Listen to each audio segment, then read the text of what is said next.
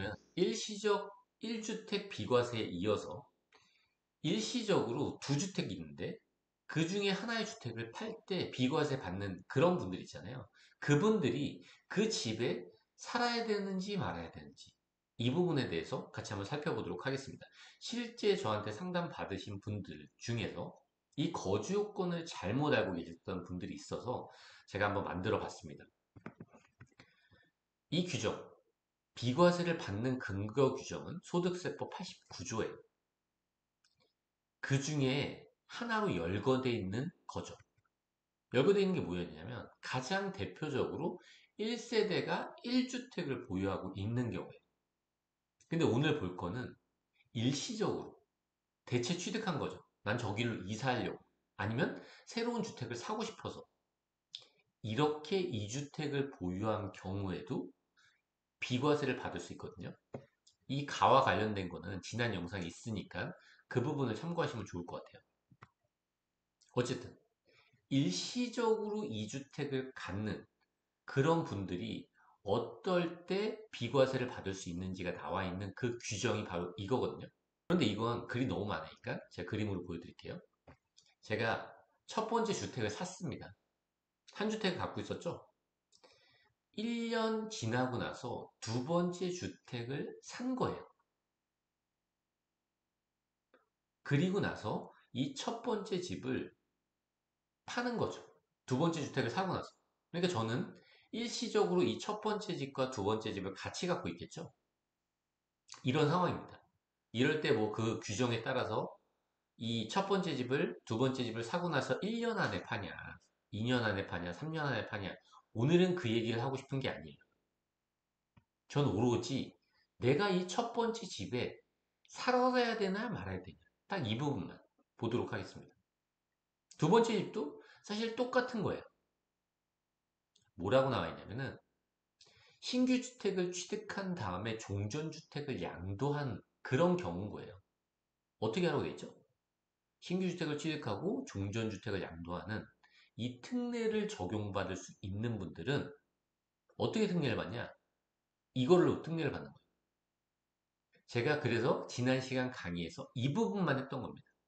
아, 1세대 1주택자로 보아서 그 1세대 1주택자가 적용받는 비과세를 적용받을 수 있는 거구나.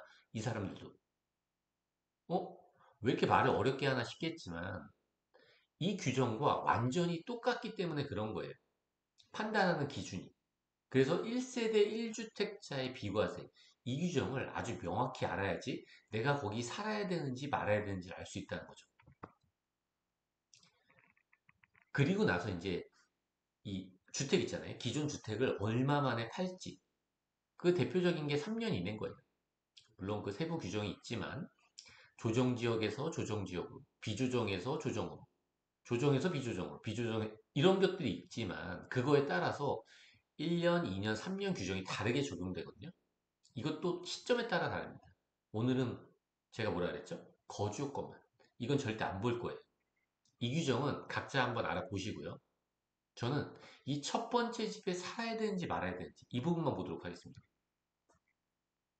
이거는 완전히 똑같다는 거예요. 1세대 1주택자가 비과세를 적용받을 때 거주를 해야 되냐 말아야 되냐. 그 규정 완전히 똑같이 따라간다는 거죠. 기준이 뭐냐? 조정 대상 지역으로 지정되기 전에 내가 그 주택을 취득했는지 여부예요. 근데 분양권을 산 거는 주택을 취득한 게 아닙니다. 그냥 분양권을 산 거예요. 주택을 취득해야 되는 거예요.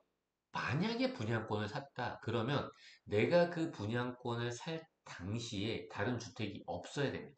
무주택 세대여야 돼요. 주택을 하나 갖고 있는 데서 분양권을 사면 안 되는 거예요. 각각 적용되는 겁니다. 각각. 조정 대상 지역으로 지정되기 전에 주택을 취득했거나 조정 대상 지역으로 지정되기 전에 분양권을 계약한 그런 분들은 거주하지 않아도 되는데 그 이유는 거주 불필요라고 했는데 이건 거주가 필요한 겁니다. 조정 대상 지역으로 지정된 이후는 결국 이 규정이 뭐냐면 종전주택을 양도할 때 이게 적용된다는 거예요. 그러니까 그 첫 번째 주택을 양도할 때는 1세대 1주택의 그 비과세 규정, 그때의 거주 요건을 그대로 따라간다는 거죠. 그때 거주 요건이 뭐였죠? 취득 당시에 조정 대상 지역에 있는 주택은 보유한 기간 중 거주 기간, 그리고 조정 대상 지역으로 지정되기 전에 분양권을 취득했을 때 거주 기간을 제한받지 않는다는 규정은 여기 있는 거고요. 그때 당시에 주택이 없는 그런 세대여야 된다는 거죠. 실제 사례를 한번 볼게요. 실제 상담원 사례입니다. 이분이 조정 대상 지역으로 지정되기 전에 분양권을 하나 취득하신 거예요.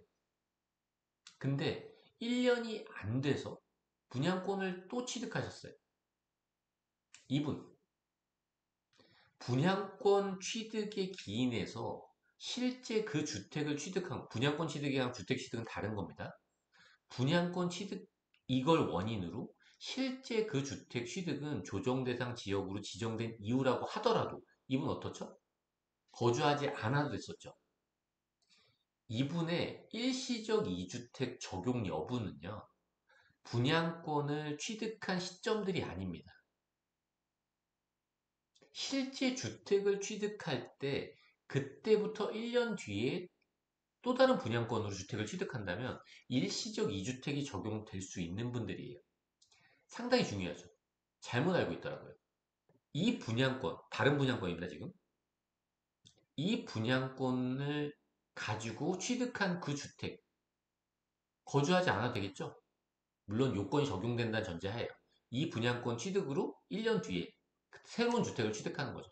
그때 이분 어떻죠? 둘 다 거주하지 않아도 일시적 2주택의 다른 요건을 충족한다면 분양권 취득 시점이 심지어 이렇게 가깝다고 하더라도 1년 미만이라고 하더라도 적용될 수 있다는 거죠. 왜죠? 분양권을 취득할 당시에 이분은요. 주택이 없었어요. 어?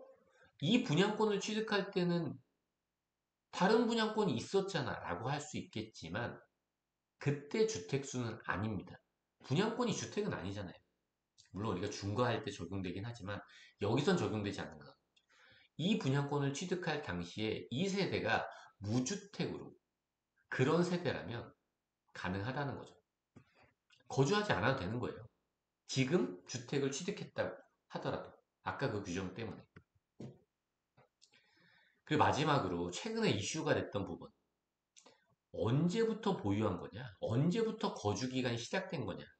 라는 이 부분이었는데 최근에 나온 얘기죠. 물론 이제 개정되다 보니까 나온 거지만 2주택 이상을 보유한 1세대가 다른 주택을 양도하고 조정 대상 지역에 주택만 남은 그런 경우에 내가 주택이 두 채였습니다.